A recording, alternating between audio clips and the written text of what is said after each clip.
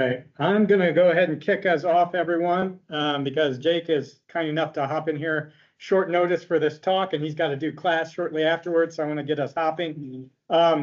So Jake Enfield is a game designer, researcher, and faculty member in the computer game design program at George Mason University's College of Visual and Performing Arts. We were also in grad school together down at IU, which is how I roped him into this. He also serves as a researcher at the Virginia Serious Game Institute, where he leads and supports applied serious game development projects across disciplines, including collaborative work with healthcare and nursing faculty at partner institutions. His current work explores the use of AI tools, including conversational AI agents and agentic coding environments, to accelerate the design and development of educationally rigorous games.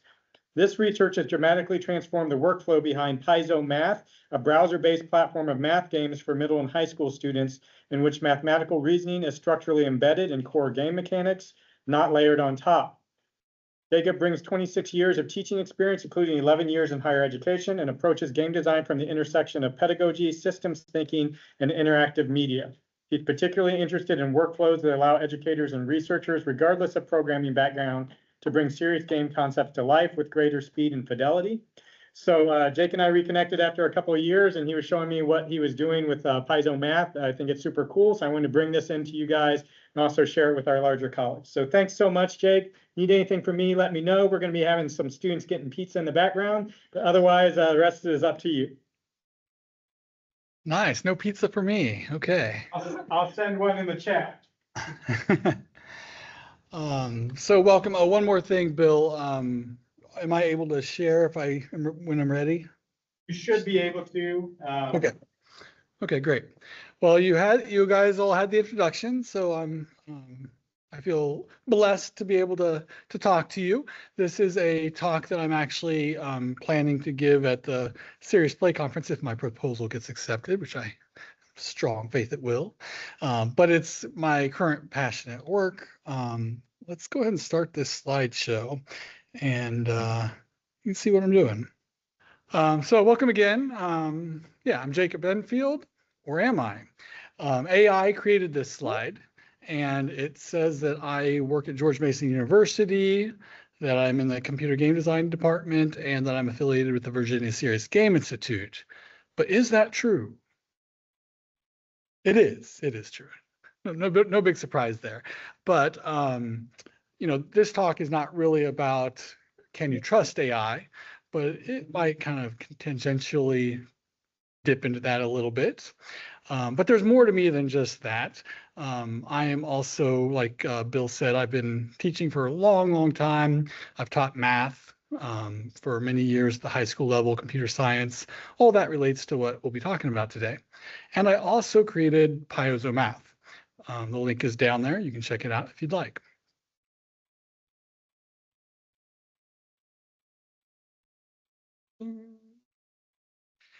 So my game studio has 3 folks. Well, these are AI colleagues.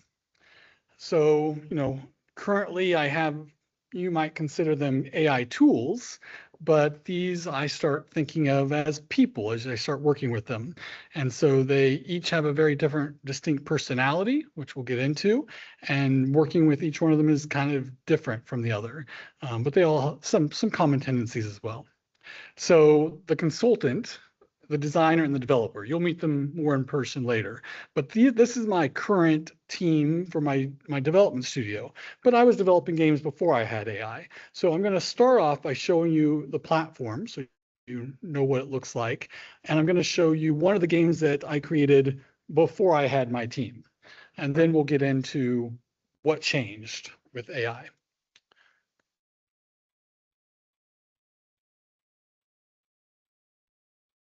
All right, so here is my platform. This is at paizomath.com, and you can kind of see it's made for teachers. It's made for just learners, independent learners. It's made for homeschool parents, homeschool teachers, anybody who wants to learn math. And this is the site. If I go down, you can kind of see a preview of some of the games on the site. If I go down further, there is some free individual plans. So, if you go with an Explorer plan, you get 5 free games right now out of the 7 possible games. If you pay, you get access to all the games. It's early days, so there's only 7 games on the platform. And then there's the educator plans, which is the same thing, except that you get 180 students. So if you do the educator explorer, you can have access to the 5 games, plus you can add students who have access to the games as well. And that's all kind of free. But I'm going to go ahead and log in to show you what the site looks like if you were a student first. So my little person is iDemo. That's I'm a demo. Better than my other student, Crispy Bacon. All right, so there we go. This is my site. As a student, I can see my progress, which I'll get back to in a second. I can see the games that I can play currently. And the game that was the flagship game for the platform was Zombie Line Defense. Now, these games are all focused on math. Many of these are high school level, and that's where I'm going to focus my energies until I have enough games to target that market and then move on to the next market, middle school, higher ed. I want this platform to kind of cover all levels of math eventually. So here's the Zombie Line Defense with no further ado. Well, first, there's the game info page. Before we play the game, you got to kind of see what the game is about. This game is about killing zombies, but specifically it's about plotting points, lines, and inequalities, learning how to kind of graph things. And you can earn stars in this game. And as a matter of fact, you can earn stars in every game because this is the cross-platform metric, and it has specific meaning across all games. So 1 star means you completed the game, and you cannot complete a game without understanding the math behind it, because that's a rule for the platform. Any game on the platform has to have progression tied to application of mathematics. And if they can't apply the math correctly, they can't progress. So 1 star is still good. It means you learned. But then 2 stars and 3 stars, as you can imagine, you're performing better, you're making less mistakes, that type of thing. So that's kind of the platform metric, cross-platform metric. If I go down further, I see learning resources. Whoops, back on there again. And students can see these. Teachers and students can see the learning resources. And they can be simple, a video, a link to a YouTube video. This is helping you with levels 1 and 2. This is a good video here because it's helping with the harder level of using y equals mx plus b, if you remember your math. That's level 5. And so you can have resources to help students prepare to play the game or to kind of just do additional outside supplementary learning. Okay, but if you play the game, this is going to be a pretty quick example. I hope I'm on level 8. Oh, I'm on level 6. Dang it. Okay, I was supposed to get to level 8 for you. There are 8 levels in this game, and it progresses. You get more weapons as you go along. So right now it says, hey, defeat the zombies. I'm on level 6, but that gets me most of my weapons. I have bombs. That was from level 1 and 2, I believe. So if I drop a bomb on one of these zombies, I'm going to say 1, 4. It might be loud. All right, I killed a zombie. Woohoo! And then I could continue killing zombies, but I only have 2 bombs. So I'm going to close this for a second and say, okay, well, what else did I learn? Well, I think in the 3rd level is where I learned how to graph lines. So I could do like -4 here, horizontal line for me. And then there's vertical lines. I don't have very many of these weapons. And then I have 12 of these weapons. So I can graph a line, let's say, with a slope of 1/1 and crossing at the y-axis of 3 and shoot it. That was pretty good because I think I killed 4 zombies in 1 shot. So there's some strategy here. I want to try to get as many zombies as I can and things like that. Now in level 7, you learn about inequalities. So it's the same thing I'm doing here, except there is no plus number because there is no changing the y-intercept. It's going to be crossing at 0. But everything else, y equals mx, is there, but it's less than, greater than. And you can decide, do you want to shade in one side or the other side of the line and basically wipe out a whole side of the board of zombies. So it's a really powerful weapon. You don't get to use it very often. But that's level 7. And then level 8 is the big level. So level 1 through 7 is training you. Level 8 is where you put it all together. You use all your tools to survive as long as you can until eventually you're overrun by zombies. And killing enough zombies in level 8 is the goal of beating the game and getting 1, 2, or 3 stars. So that is my little flagship game. I'm going to click back here. And I think if I go to my progress now, I can see how I'm doing. It looks like I've played 2 games so far. You can see that there. These are my overall metrics. And if I scroll down, I can see that, in level 6, I've killed 83 zombies altogether. That doesn't really matter to me. What I really care about is how well I do in level 8. So I haven't played level 8 yet, so I don't see the metrics for that yet. But I do see up here that I've earned no stars yet. So I can kind of see my cross-metric thing there as well. Also, just notice that every game has different metrics. Zombies destroyed for zombie line defense, final mission attempts for mountain rescue, and every game will have those, but the one thing that's common is the stars. All right, so I'm going to log out now because I want to show you what this site looks like as a teacher. I'm going to log in as Ed Home. That's my teacher name for the teacher that has a Ed Home plan, which is not the free plan, but it's the plan that gives you access to all the games with 5 students. And up to 5 students. So there's my class. So you can create classes, you can add students to classes, all that fun stuff. There's Crispy Bacon and I'm a demo in my class. I have my progress still because I can see, I haven't played any games yet, but as a teacher, I can see how I'm doing if I wanted to. But what's more interesting, well, a few things, is if I go to games and I come down here to zombie line defense, I have teaching resources and before my learning resources. So with teaching resources, there is a debriefing document or resource. There are some worksheets. There's whatever teaching resources I want to provide, but the debriefing I just wanted to highlight now because we're going to be talking about it later. And then the other thing I have is my dashboard. And not only do I manage my students here, but I can see their progress. So if I click on stars, I can see that, Crispy Bacon has played zombie line defense and hasn't played anything else. I'm a demo has played 2 different games but hasn't beaten either game yet. So I can see progress really quickly there. I can also see progress on a particular game like zombie line defense if I wanted to see how they're doing in that game. Now that's it for a teacher. Is that the only thing I want out of the demo so far? I believe so. So that kind of brings you up to speed on the platform and an example game before I started this whole process of AI-assisted game development. All right, so we're back to the slides. Here we go. Back to the slides without my notes. Hopefully we'll do good. All right, so my game studio, who is it? Well, I don't know if you guys have had a lot of experience with AI, but Claude AI is similar to ChatGPT, where you're kind of having a conversation with them. And that's my consultant. I call them CAI, and I have short names for them because when I'm talking back and forth to them, I need short names. But Claude AI is my consultant, and that's plural because I could have many consultants, different chats. My game designer is a design agent, and it's agentic AI. It's something that was created to do a particular task for me. And then CC is Claude Code. So if you're not familiar with Claude Code or maybe Cursor or something that runs in Editor, this is kind of another tool that people are not as familiar with, but it runs in an editor. It can build things for you pretty quickly.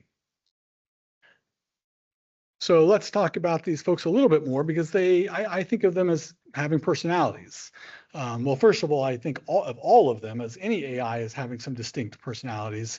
Well, first, they're expert. They know a lot of stuff. It's wonderful, but they're also quite forgetful. Can be very forgetful. And then sometimes they kind of think they know everything. They make a lot of assumptions. And so dealing with that is something you have to kind of plan for. But anyway, now talking about each one of them individually, the consultant, that's the person I collaborate with. I strategize with them, business plans, platform development features, games, everything. I just chat them up all the time about everything. They push back and I push back, and we have, heated debates and things. It's nice. They offer insights and suggestions, sometimes not completely unexpected, things I wouldn't have thought of, not even to ask, which is very helpful. And they do an important task for me. So most of that's conversation, but they do one task, and that is drafting prompts for my other employees. I think of them as employees sometimes. So then my designer, this is my specialist. It's built by CAI and myself to a particular spec. So I'm the one who created or designed my designer. She's very independent. You give her the task and she goes and does it. And what does she do? Well, she's creating game design docs. You'll see an example of this in a little bit, but I give her a math concept and she completely designs a game for me. That's my plan. That's what she does. And then there's CC. So this is the guy who actually makes the game for me. And he really is like you might think of some programmers as a stereotype. They follow whatever you tell them to the T. If you tell them, anything, they're going to do exactly the way you say. Sometimes. Anyway, that's how CC operates. CC is whatever you say, I'm going to do it. They do have platform specs, but they, read that every morning, make sure that they know what's going on. And then they build, modify, run commands, all that good stuff. They're making the game. And in this case, he also maintains my sitemap and my to-do list for me as he's doing other things. Okay, so the first thing we got to fight is this issue of AI having forgetfulness. So how do I fight that? Well, with CAI, I frequently onboard new consultants. So if you've used it much, you know that the longer you use a chat, the model degrades over time. It just basically means it starts forgetting more, it starts messing up more, it's not as good with its responses. So you need to frequently onboard a new consultant. But what does onboarding mean? You can't just start a new chat. You have to give them the context of your whole platform and what you're currently working on and anything else that they need to know. So I have two methods of doing this. In the task-specific approach, that's how I originally started. I had a chat for any game dev I was doing, and I had a different chat for any any platform I was doing. So those are the context files that I had, and I could just dump it into the chat, a document, dump it in there, and they would kind of know about my platform or know about my game dev. And that worked for a while, but it had problems. I eventually ended up sharing my game dev with my platform dev and stuff, and my platform dev with my game dev stuff anyway. And they just needed to know more about each other. It didn't work well to keep them separate. So then I switched to a cumulative approach. And so I still have a context file for PaizoMath to kind of say, hey, this is what PaizoMath is, both games and platform, just the whole thing. And I just dumped that markdown file, the MD file, in when I very first start a chat, and they're up to speed. But then I have this other one that's for my research branch of it, and that's cumulative. So for my research chat, I dump in both, right? So it's more of a cumulative thing. So I either dump in one file for just the foundation, or I dump in two files if I want them to know about both things. And that's been working really well. And then I also have this idea of updating the context files. So I don't manually update those. I did originally until I figured out that, oh, wait, after the end of a chat, I can have CAI update the context files for me before I do the handoff to a new chat. And so that's my process. And that works really great. They do it really quickly. They just look through everything we've chatted about, make any changes that are necessary. And then the handoff itself includes the context file, but it also includes a description of what we're currently working on and that kind of stuff. So it goes very smoothly, really quick for me to switch from one chat to another. And that's, again, to fight the forgetfulness fight. Then my GDA, my designer, she has a lot of her platform rules built in it's like a little program, a little software, a little thing that creates, she is a little thing that creates game design documents, and it's built into her programming. but that can be modified. Anytime I want a new platform rule, I can change the GDA.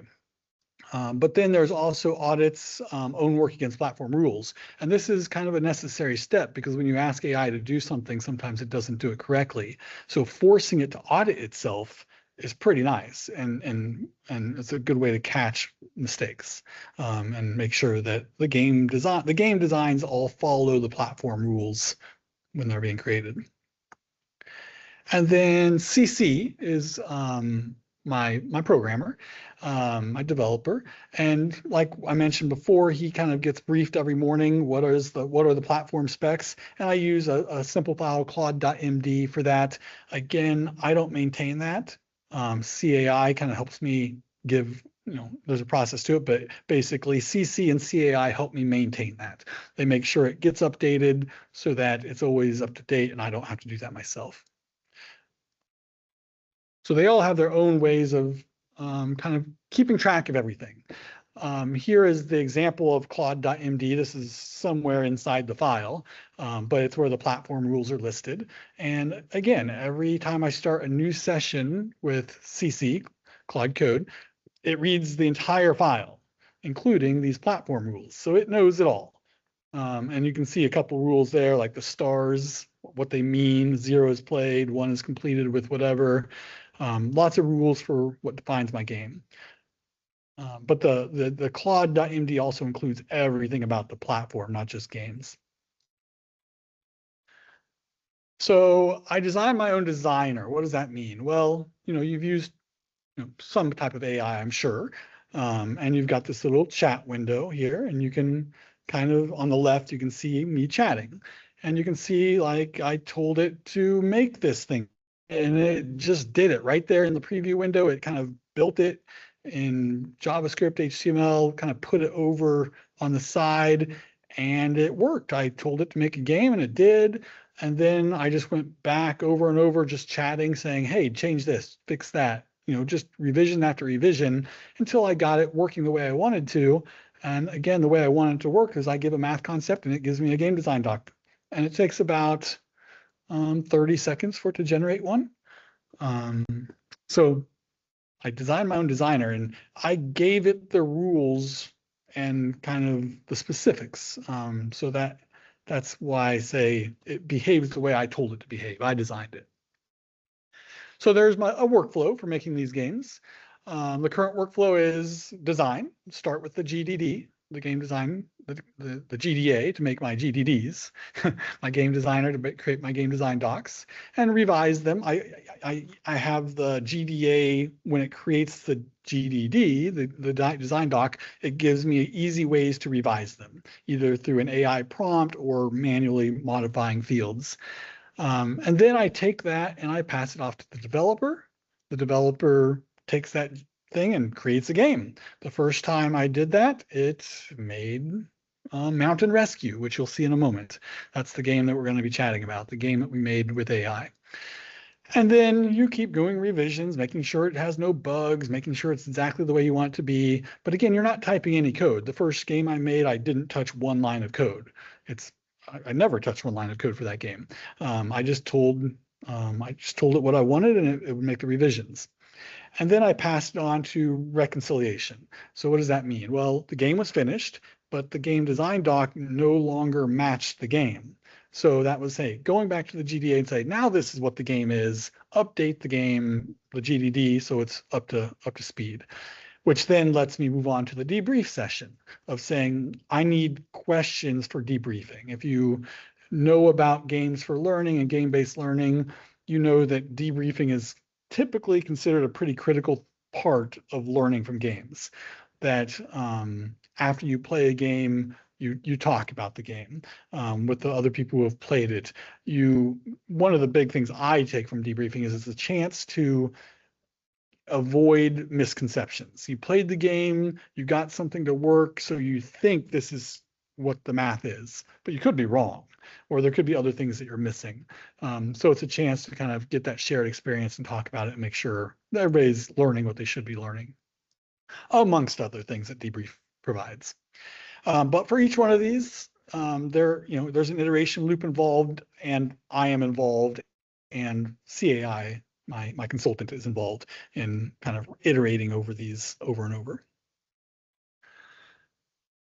Okay, so I think I just missed the chance to show the game. I'm going to go back to the live demo again and show you the game that we created. Let me go escape here, get the site brought back up. And I'm going to I'm already logged in as a teacher, which is fine. Doesn't matter if I'm a teacher or a student, except I want to be on, yeah, hopefully I'm on the very first level. That's what I want to show. Here's Mountain Rescue. This is a game that we're talking about. The first and only game so far that I've made with AI. I've been working on the process a lot since then.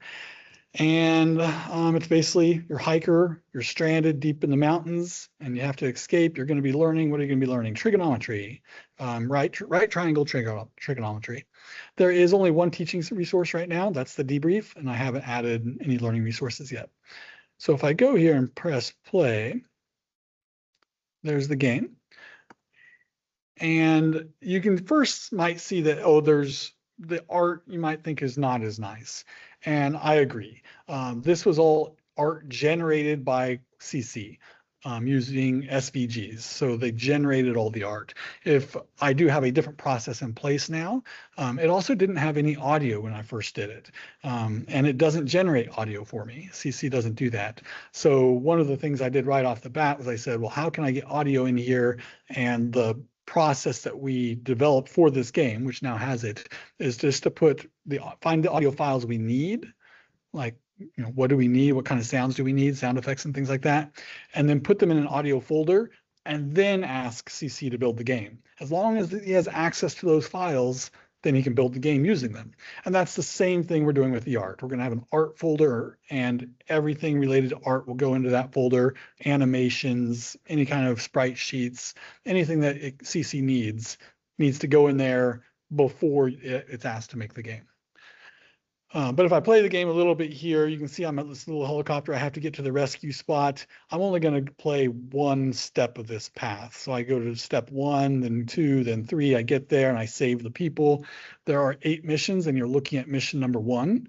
Because this is a very early mission, it is telling you which equation we're using. We're learning about tangent equals opposite over adjacent for right triangles. It's even giving you a little diagram of it here. So the tangent of 35 equals 250 over this question mark. I multiply both sides. So it's going to be 250 divided by the tangent 35. If I'm correct, I'm finding this unknown side here. And that's kind of described in the story problem. And let's see if I'm correct. It says it's 357. This is 250 tall. I think that's probably right. Yeah, so I've used a little bit of gas to do that.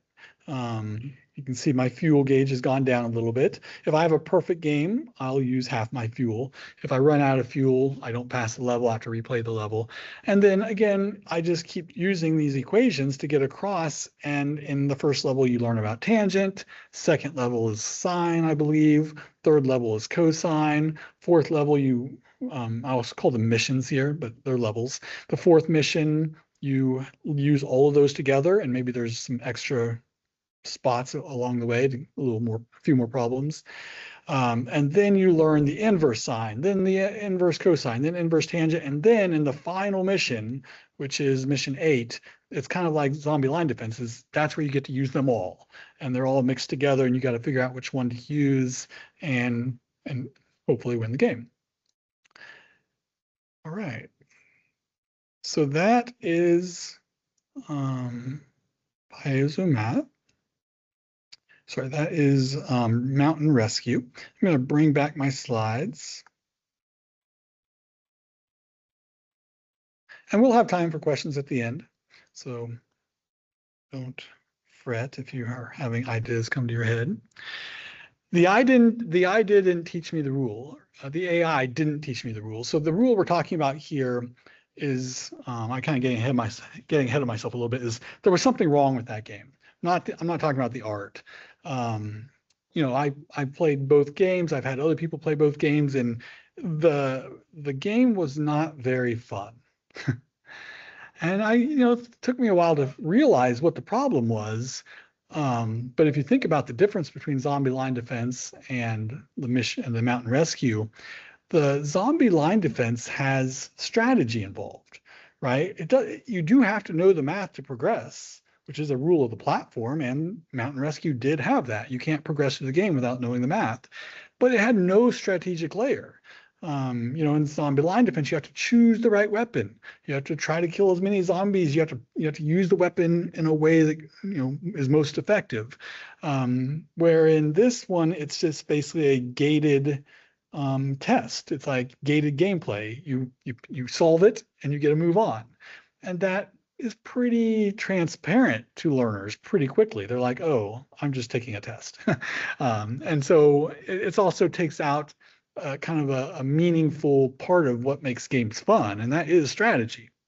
So in my other games also, if we have time, I can share them. There's usually a strategy layer involved. I knew that when I made games, I involved strategy. But when I made this game, it didn't have that rule built into the GDA. So and the reason I left the game the way it is because it's a great example of it helping me articulate my rules. I knew that as a designer that I needed a strategic layer, but my game design agent had not been, that rule had not been articulated. Now it is. When I make a new game design doc, and I've tested it a few times, it always has a strategic layer and always has all the other rules as well. Okay, so anyway, we create the game design doc, and now CC takes over.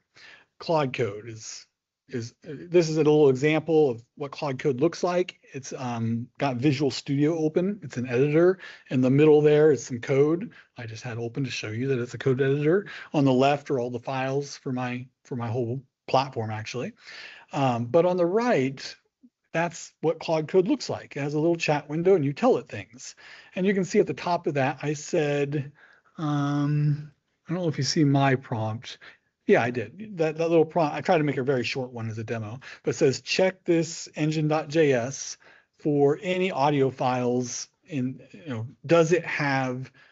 it using all the audio files that are in this audio folder? Because I'm just making sure that I did. I want to make sure I used them all. And I just said, just report, don't modify anything. And it did. It did that in about 2 seconds. It let me know what are the audio files, and it also let me know that they're all being used by engine.js. So there was none that were being unused. So that's how Claude Code works. Now, usually it's not that brief. Usually you're giving it a bigger task, and it's not just about reporting. It's about changing things. And you say, hey, make this change to my game. And depending on what you're having it do, it might take a few seconds. I've had it take several minutes, depending on what it's doing. The first time I asked it to make the game, when I dropped in the game design doc, it took probably 5 minutes to make that game. And then it was just revisions after that to get it working all the way I wanted to. Okay, but what else do we have to fight here? Well, we fought forgetfulness. What about assumptions? When you're working with Claude AI, you tell it to do something, but it might not understand you, right? Talking to another human, the vision, you got to make sure the vision is the same. So the most obvious thing, provide sufficient detail. Right, you have to be very explicit on exactly what you want. That's very helpful, of course. So I do that, but how do I do that effectively? Well, I have enough computer science experience. I have enough instructional design experience. I have enough math expertise to provide quite a bit of detail. And so kind of my research questions is, can other people do what I'm doing? I know I'm not the most amazing person in the world, but somebody who doesn't have, say, the CS component, or somebody who doesn't have the math component, can they still do this? And that's one of my kind of research questions I'll be getting into. Questions at the end of the discussion prior to task initiation. So this one I have found to be really effective. If I just am talking about things with my consultant, and then I say, okay, let's make it. If I say it a little prematurely, then it's going to make a lot of assumptions. It's going to make what I ask it to make, or do what I ask it to do, or give me the prompt that I want it to give, but it's going to make a lot of assumptions. So I oftentimes will say, hey, draft this prompt that I'm going to give to CC. But do you have any other ideas or suggestions? Am I forgetting anything? What other information would help you kind of do a good job with this? That little question at the end makes it kind of review and gives it a chance to answer some of the things that it would have normally made an assumption about. And then using CA as my translator. So this is kind of an important part of my workflow. It's constant all through every part of my workflow. I rarely talk to my designer or my developer directly. I almost always talk to CAI, both to strategize about what I should be telling them, but then eventually I ask CAI to create a prompt for me to give to my developer or my designer, because it knows how to talk to them. It knows exactly what they need. It knows better than I do, right? So if I try to tell it things, I'm going to miss things. I'm going to say things the wrong way. CAI makes it very clear. It's wonderful. It's my translator. Yeah.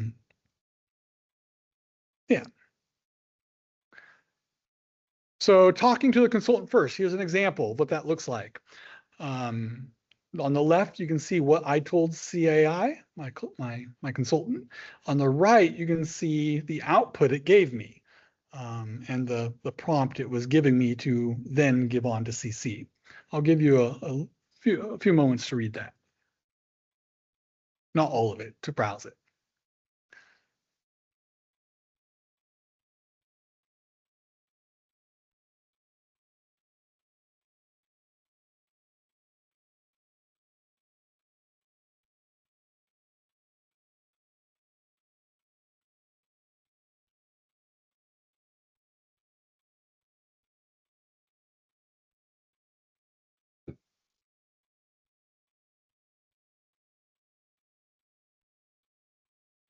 So I don't expect you to go through it all, but hopefully you can kind of see there that, well, first of all, this is a critical moment in my process. It was the moment when it had just created the game.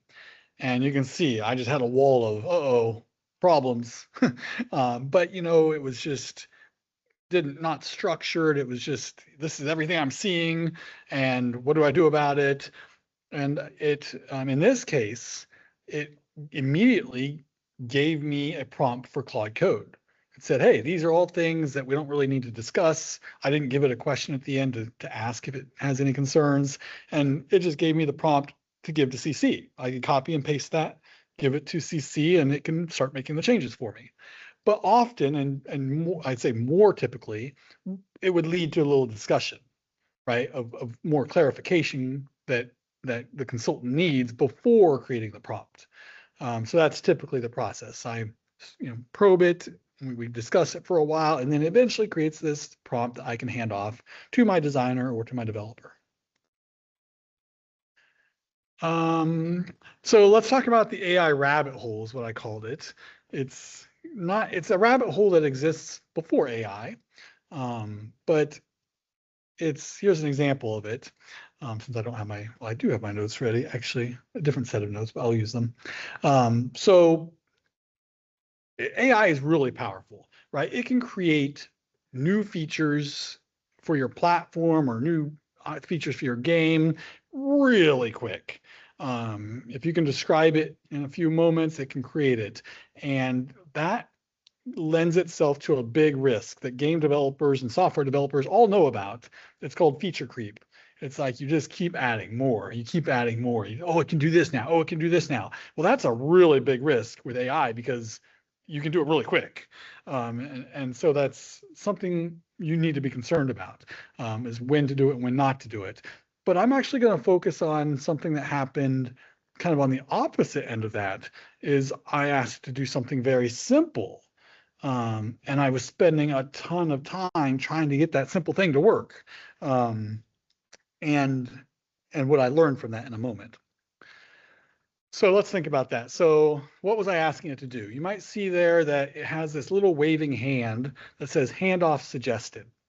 Well, my great, wonderful idea, which I thought was pretty good, was that, as I'm chatting, the consultant would let me know if the chat was going too long. hey, you need to start another chat, right? And I thought that should be easy. It's only got 2 rules. One is that I need to have built up a big enough chat that it's time to hand off, time to start a new one. And the other rule was that it needs to be good timing. Right when I completed something, I don't want to be mid task and it telling me to start a new thing. So that was my 2 rules. Well, right after I created that rule and added it to the context file and thing for my chats, it started working, but it started working like almost immediately. The first task I completed, it said handoff suggested. And I was like, really? So I asked it, I said, how much have we covered? And should I really be doing a handoff now? And it was like, oh no, my bad. And you may have heard, AI say that kind of thing before, like, oh no, I just made a mistake. And so I said, and it said, okay, well, I'm going to add this, kind of added some more explicit rules for itself to follow. And then I went again, did another task, and again, immediately another handoff suggested. And I went back and forth and tried it again and did another task, and immediately another handoff suggested. Finally, we get to this point. And I said, there must be an issue with the handoff, right? I'm complaining. And it says, again, you're right. That was wrong. The handoff requires both of these things to be met. Well, after going back and forth, I finally said, what am I doing? I'm spending all this time. This is what I learned from it, right? I'm spending all this time trying to get it to do something it's not good at. AI is really good at certain things. And a traditional if-then thing is not what it's good at. It's not good at just following rules like a computer program would. It's good at pattern matching. And so, when you identify something like that, you have to figure out what is the better way to handle it. But in this case, I didn't worry about the better way to handle it. I said, this is a waste of time. It's not worthwhile. Like, I can kind of start new chats on my own. And if I start seeing an issue with a certain chat, like performance degrading or something, then I can do it. I don't need to be told. So that's a big lesson I took away. Okay, so a few points, a few takeaways. Constraints. The AI works because of the rules I wrote, not despite them. Especially the game designer. Everything it creates, it works because I gave it constraints. Articulation. And again, the consultant helping me do really good articulation was helpful, but making sure it's really clear what I'm asking it to do. And then collaboration, and this is my big one for me. I'm not using AI, but I'm actually working with people who have distinct kind of personalities and ways they behave. And so I need to know that. I need to know how to work with them to be effective in my own job, right? I just like working with any other human. I am really starting to feel like working with AI is almost like a human endeavor. Even though they're not human, it sure feels like it. Yeah, so at this point, it is 12:45. We could skip the research slides, Bill, but I am fine moving on and covering them. So I will, unless you interrupt me, and I'll just keep going through the last 3 research slides. Let's take a quick pause for questions and then let's hit the research. Anyone have any questions? I saw one in the chat. Let me start with that. Let's see. We have, would you consider writing a plan to disk different from drafting a prompt that is given to the designer in CC?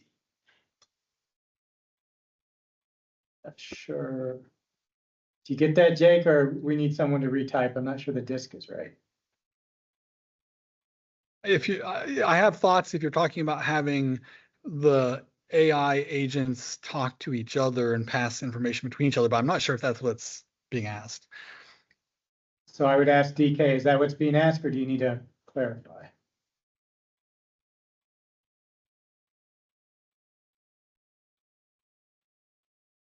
Not hearing from DK. Oh, there we go. Working on it. Okay, well, while that's happening, I'll briefly mention that I have one agent that works for me. The other ones are tools that I pay for. Claude Code I pay for. Claude AI, is like ChatGPT. They're tools that were built for me.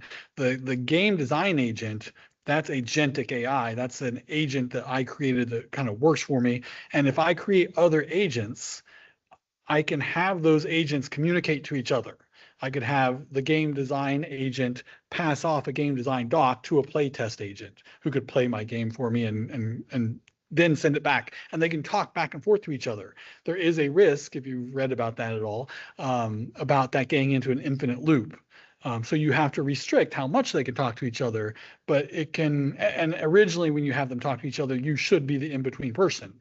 So you figure out the smooth transition, but eventually you can step out of that and they can really work together. That was some filler, but do we have our question now? Let's see, do we have another question? Okay, why don't we go ahead and hop forward to your research component and then we can open it back up. Sure, yeah. All right, so 3 slides on this. I don't know whether anyone else can do this yet. So again, my process is very unique that I developed, and I haven't really shared it with people. I haven't asked them to make a game following it. So can they do it? And that's a big research question for me. So let's think about that. Envisioned workflow. So there would be some additional things if I set this up. There's design. So the green ones were already there, but this play test, other than me just playing it or having somebody else play it real quickly, it didn't really exist. And if I bring in developers, I would need a formal way of doing this, especially if I brought in educator developers. So I'm going to actually pause it here for a second. The thing, there's one new login I have for my site. If I come back out and log out and log back in, there's another role. Instead of a teacher or a student, I can log in as a developer. And it looks exactly the same as a teacher because it pretty much is, except for this little gearbox up here that lets me go into the developer portal. And my game design agent lives there. So in a moment, if we want to, we can see how that works. We can play with it. But it's got a community of other ed developers. I call them educator developers because I imagine they will be math teachers that will be making games for the site. And maybe math/computer science teachers. And then there's the workflow. So it's kind of getting built out. And we'll come back to this in a moment because that's how the presentation ends, is with us trying to make this game, trying to make a game design doc real quickly.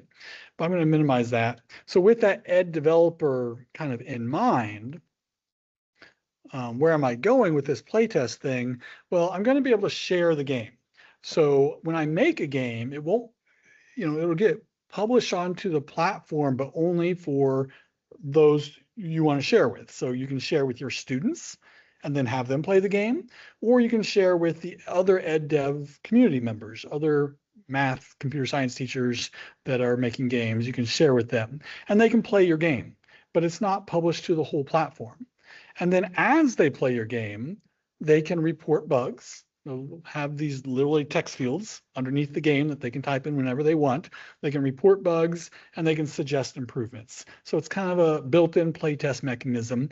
And then when that's done, the ed developer can go back and make improvements to the game. And eventually fall back, when the game is ready, they're ready to move on, they reconcile, they make their debrief, which we haven't chatted about. We might have time, we might not. And then we submit for review. So instead of publishing to the site, there will be a review thing to say, hey, does this game really meet the platform rules? Does it really adhere to everything? And is it the quality, meet the quality standards, that type of thing. And then, so there's this kind of new process that is being built out if, and that's the big question is, if ed developers can make games, can they follow the process? So the research question, my next 3 phases of research, and the question I'm always asking is, what are the friction points? How can I improve this workflow, right? And improve the whole pipeline. So I have to find those friction points by trying it out with people, trying it out with developers. So first phase is I've only made 1 game. I can definitely improve this workflow and this process by making a couple more games and focusing on, the friction points that I run into. But then game devs, and this is not teachers. This is actually software developers or game developers coming in and using my platform to make games. Can they do it? Can they follow the process? And then finally, and what I was just showing you in that visual is, can ed devs make the game? Either CS/math teachers, computer science and math teachers who have both roles, or just math teachers. Can just math teachers without CS experience even make games? But that's where they include the community and include the ability to play test with their students. So those are my next 3 phases of my research agenda. And now it's time for questions, if anybody has any. I've got a quick one for you. So you had already developed this platform before you started using AI to make a game for it. What difficulty would you envision, or do you not see anything in terms of creating the platform for hosting the games with AI? Or essentially, my question is, you can make the game fine, but how problematic is the hosting aspect and the pushing out to a platform on the web for a non-programmer, non-developer? Yeah, good question. I think a lot of that can be streamlined, but it's already before I realized or the technology existed for me to make games through AI supported. I was already using it to help me improve my platform. And then Claude Code came along and it completely improved the way I made the platform. But it was already designed so that I could start bringing in third-party folks, game developers, to make a game, and had platform specs. They made the game to the specs, and there was already integration process and API for how to integrate the game. So all of that kind of existed already, but AI basically made the site way better, made those API endpoints way better, and continues to. So I think that answers your question. But as an example, if I open up, let's say, Mountain Rescue, and I scroll down to just noticing things, there's my star criteria. What does it take to earn stars? This is what it generated. What is the game concept? What are the math concepts? If I scroll down far enough, I see things like scaffolding, which is learning. It's scaffolding for learning tied to levels. In this case, tied to missions. What do they learn in mission 1, mission 2? There's my assets 0 and 0 because this was made before that concept existed or that rule existed. But there's the database record. So when it's all ready, it actually gives me the SQL command to insert it into my database. Right. It also gives me a lot of stuff there. Everything that describes my game for my database is right there. And if I make any modifications to anything up here, it automatically updates my database entry. But I also have database entries for different tables, for the game state table, which is the state of the game. If you leave and come back to the game, it can pick up where it left off. Or the initial progress metrics. So it defines the shape of what metrics will be stored for that game. So it defines all these. You can modify them, but it defines them for you and makes it really easy to copy and paste and put into your stuff. Now, here's the integrity audit I mentioned. It audits itself. And if I scroll to the bottom, there's a red X next to strategic layer. And that's what happens if it doesn't pass the audit. Now, that's expected with this game because that rule didn't exist when I made this game, right? So I could go back and have it create a strategic layer, but I like this as an example of a game that doesn't have a strategic layer. If I go over to Zombie Line Defense, I made this after the fact. So even though I'm the one who made this game, I went and had it create a GDA for me. And it does have a strategic layer. It meets all the other requirements. So have you used your new workflow to try to revise any of the past games that were non-AI used or improve them? I've definitely used AI like Claude to improve them. One of the things I changed was something that I noticed when I created one of these games. I think it was Precision Flooring, which is about area and perimeter of shapes. And basically you're running a flooring company and you have to order the right amount of materials and stuff for the job. So that game, when you played the level, maybe I didn't make the game, so I must have been just reading the debrief, or maybe it was originally Mountain Rescue how they did this. When you beat a level, it showed 1, 2, or 3 stars for how well you did on that level. And that was a problem because that's confusing as a platform metric for overall game performance, not for per level game performance. And so I had to add a new rule to my game designer that stars cannot be used as a metric for level performance. But I think it learned that because one of my games that I had made did that. It was called Jello Monster. And so I went back because that was a problem and fixed that game as well, just so it would pass that audit, but also because it was confusing to have stars for two different things. Other questions from, yep. Do I need to go closer? No, we should be able to pick you up. Well, I'll test first. Hello, can you hear me? Absolutely, I can hear you, yes. Okay. First of all, hello to my hometown of Fairfax. So send my greetings, yes. So I'm admittedly very AI skeptical. And sort of, I think that hearing about how you are utilizing many different AI chatbots and like AI tools, I'm sort of still left with the question of why. Specifically, what I'm considering is how, you know, in your own words, this interacting with these AI tools in a lot of ways felt very human. It was almost like working with another human. You know, have to effectively communicate and overcome conflict through misunderstandings or through having different ideas. Considering that, okay, it's already very similar to working with another human, but then we also have an understanding that AI has negative impacts or can have negative impacts on things like the environment, or like we're concerned about job market and how it's going to maybe take away jobs from people, who knows? Mental health is a concern. Like, in my mind, I'm seeing it and it's like, okay, this is practically like working with a human in some ways, but there's also all these negatives. So for me, that then comes back to, okay, but why? Why not just work with humans? Sure. And I'm curious to know, is there anything beyond just because it's interesting? Yeah. So this is great questions. I'm going to avoid the environmental one for the moment. We can come back to that, but I'm avoiding that one for the moment. I'm going to focus on when I told my brother about this, I was like, wow, this is so amazing. My brother said, so you're taking away people's jobs. You don't want to hire people and pay them. And I was like, that's not what you were supposed to respond.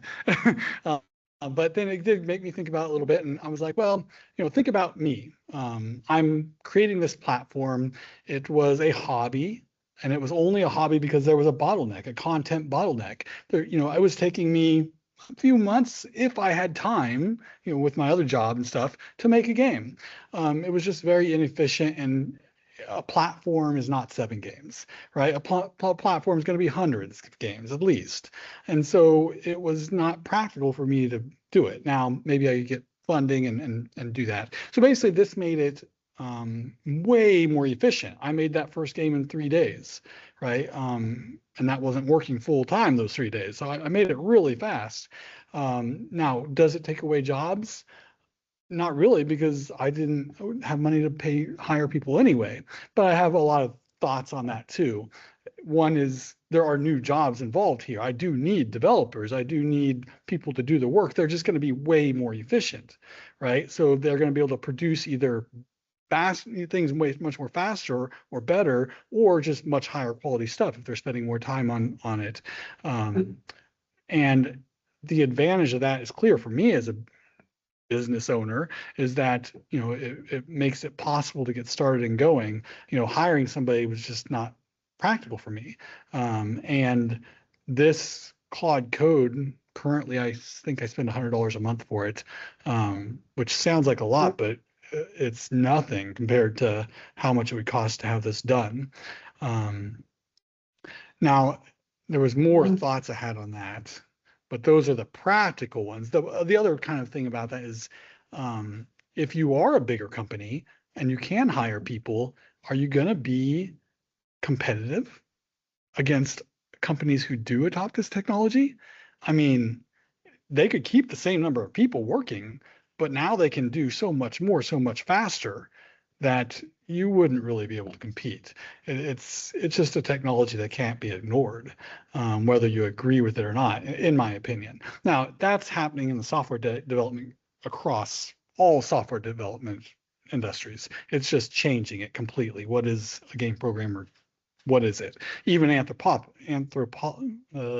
get the name out. The people who make Claude code, they don't hire hardly any junior programmers anymore. They hire senior level systems programmers because they have Claude Code do the junior programming for them, right? It's just changing jobs, in my opinion, more than getting rid of jobs. That's kind of my viewpoint on technology in general. But anyway, that's me on a soapbox a little bit, but some response. Yeah, hop over to Belle. Belle, did you have a question?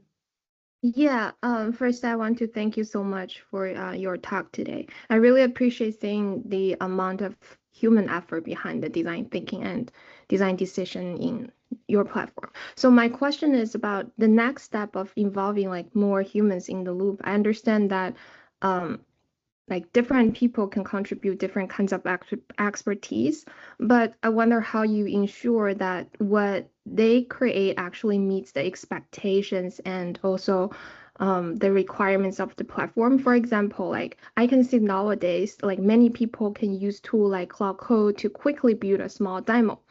Or a product, but when these products are used by real users, they may not always be usable or effective. So building a prototype, I can see it become like easier, but building something that can truly be adopted and used well is still very difficult. So I was wondering, does your platform currently, or have you ever think about like collect feedback from your real users? And as you like move involving more human in this process and creating an iterative feedback process, like to automate the user feedback loop so the platform can continually like improve based on real usage. Yeah, I'll respond to that. There's two user groups that I could talk about here. There's the people using the platform, like learning from the games, and there will be an iteration loop, like a kind of well, there'll be a rating system. When there's enough games for that feature, there'll be a way to rate games, and the best games for any particular topic that you search for could bubble up to the top. Reviews could be made, and the ones that are glaringly bad could be removed from the platform. So there's that kind of loop built in. But then, and that kind of feeds into my other one as well, is there's the users that are creating the games, right? The developers, and how can we make sure that they are learning to make good games? And so one of the things is having this design agent, whether they're using the design agent or coming from scratch, having this rule base of what are the rules for this platform. And two big rules I'll mention are, making sure that the math is integrated into the gameplay. It's not just solve an equation so you can open a door, which makes no logical connection, right? And so that rule is there. And then the strategic layer, and that gives me the example of saying, well, how would it improve? Well, it would be by saying, oh, look at this game. What's wrong with it? And then identifying and being able to articulate what needs to change. So in my case, it was, oh, it needs a strategic layer, of course, right? And then maybe later I define more details about that strategic layer. But seeing the mistakes and seeing the games that are not as fun can inform the game design agent and the rules for the platform. So that's very platform specific, but I think that this rule base could be then maybe generalized and used on other games that are not math related potentially, but games for learning. My focus is pretty much games for learning. Yeah. Yeah, I know we had a question in the chat, so let me hop over there real fast. So we had earlier, you mentioned that CAI writes prompts for the designer and for CC. When I use Claude Code, I ask it to write plans, and then I review the plans and ask Claude Code to implement the plan. To me, it sounds like the prompts you're writing are similar to the plans I write and review. Do you think they sound similar? Do you think there's something different about explicitly writing a prompt that may not be captured in plans that I would be writing to a file on disk and asking Claude Code to implement later? Maybe it's a different workflow that you find causes Claude Code to work better. No, one of the rules I have for my chat is when it gives me a prompt, it gives it to me in a code box that has a little clickable copy button. So first of all, I make it extremely easy for myself to copy any prompt it gives me. So I could put it into a file or I could have it write out a file, but I'm immediately putting it into Claude Code. So adding a file step in my process would slow me down. Now, if I ever get them where they're talking to each other, right, then maybe one writes a file and the other and then the other reads it or something like that. There might be a reason to do that, and maybe you have a reason for doing that. But for me, it's added clutter I don't need. So Jake, I know you've got a class to go to, but if you have time, could you show us a little bit? You'd mentioned you might be willing to do that. Yeah, and I can field questions. I think it'll take about 30 seconds, but I meant to have you have something ready in case that nobody volunteered anything.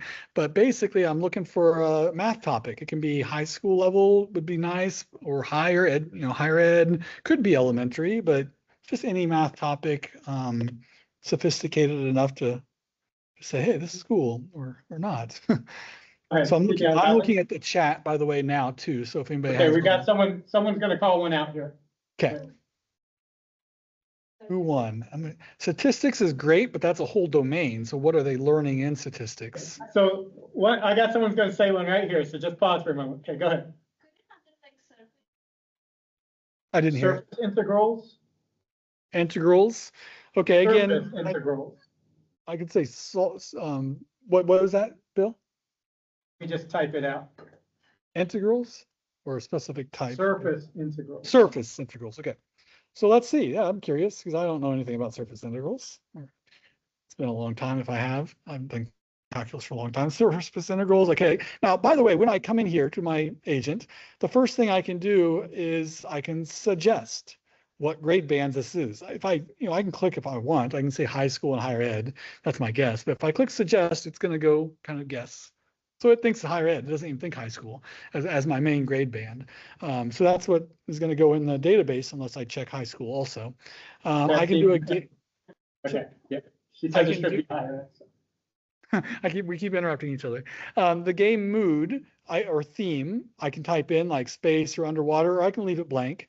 Same thing with a mechanical hint. Is this going to be a puzzle game, a strategy game, simulation game? I can specify those. And I can give a lot of detail down here. If I have my own idea of what the game should be, like I can go ahead and give as much detail as I want. And it will use that when it generates.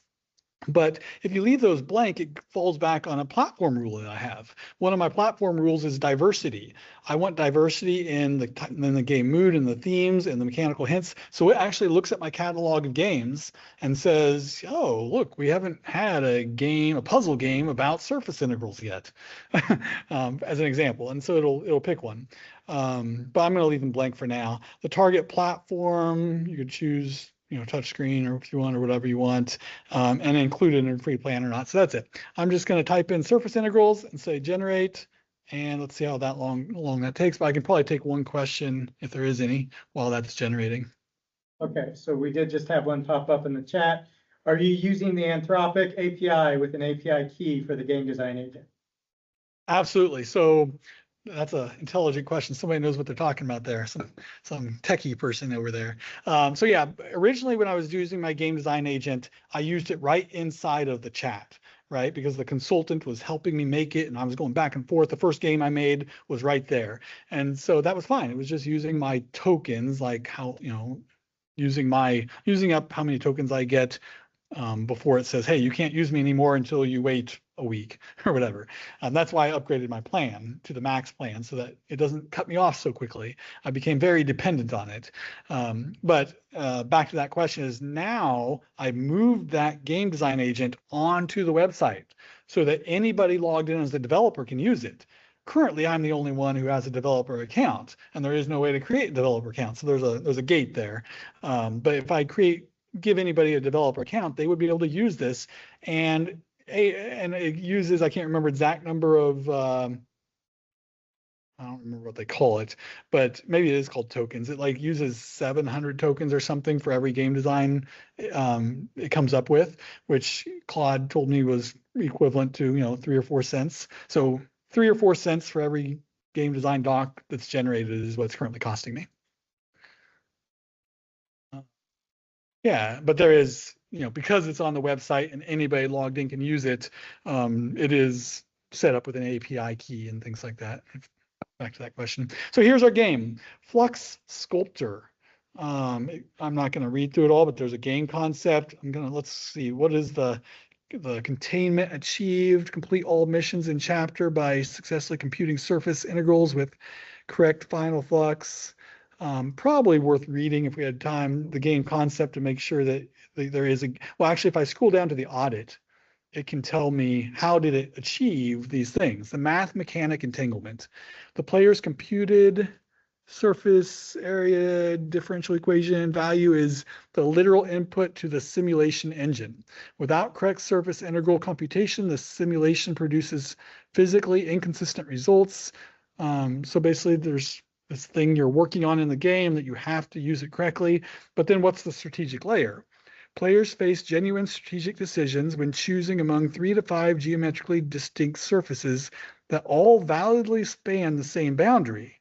So they're all correct, but there's some that are better. A player correct on every calculation can still exhaust deployment slots if they choose surface whose flux values cannot sum to the target range. I don't even know what I'm talking about because I don't know this math. But that's why you might need a math expert or somebody who can, like myself, I would just do the research and figure out what is surface stuff. But there we go. It created what? 4 chapters with missions for each chapter. So it's not just a single level. That's interesting. It did that on its own. It suggested I need these 12 images for my game before I ask CC to build it. And it suggests these 8 audio files and describes what they should sound like and things like that. And again, before I export this as JSON and give it to CC, or actually give it to my consultant to review with me, then I can also make changes directly. I can come in here and make any changes I want. But again, the first thing I do is I don't even read this. I copy it as JSON, dump it into my consultant and say, how does this game sound? Did it do a good job? And we just start discussing it, or I can have it summarize it for me. Like, I don't necessarily always look at the first artifact given to me. I have my consultant do that for me. I may have went off on a tangent there, but yeah, there's a game. I didn't ever talk about debrief. We can, but the idea behind that is there's a step where where my game design agent generates a debrief. I can export it and put it up on my website. And it's basically just a bunch of questions that are tied to certain parts of the game that a teacher could use to run a debrief session. Any final questions for Jake? I know he has to get to class. Yeah, it's getting close. Right. I'm in the right classroom. That's the good thing. Okay, well, thank you very much, Jake. I really appreciate you showing this. Super cool. I'll get back in touch with you once we get the video collected and everything so you can access it. Thanks very much. Thank you. Thank you all for having me.